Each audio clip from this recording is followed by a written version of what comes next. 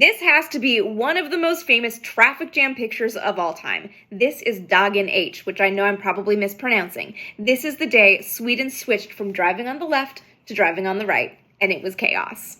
By the end of the Second World War, Sweden was an outlier in Europe. Most of the continent drove on the right side, and then there was Sweden that was still driving on the left. It was becoming increasingly problematic since the countries bordering Sweden drove on the right, and because these countries were often connected with small little country roads, it was really confusing and really dangerous for motorists. There was also an additional weird problem that most of the cars manufactured in Sweden by major manufacturers, like Volvo, were designed for drivers driving on the right, so that it was easier and more effective to export them to the rest of Europe. This meant that drivers in Sweden were sitting on the left side of the car in the left side of the road, with a very bad view of the center line and oncoming traffic, and an excellent view of the sidewalk and any ditches they might be driving alongside. The setup was problematic, and as more drivers got on the road, there were more traffic accidents, and lawmakers started to think maybe we ought to swap sides so that our driving at home is safer, and then we can fold into the rest of Europe. In 1955, there was a referendum, and a huge number of Swedes, 82.9%,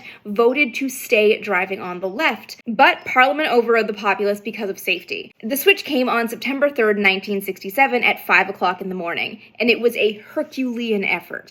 All public roads were shut down at 1 o'clock, and cars were prohibited until 6 o'clock in the morning. During that time, all the signage changes happened and everything, and when drivers were allowed back on the road that morning, the speed limits were super low to help people get used to it, but still, it was absolute chaos.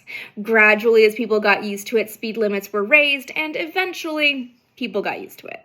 I love stories like this because I love the human side of big technological change, and this one was wacky.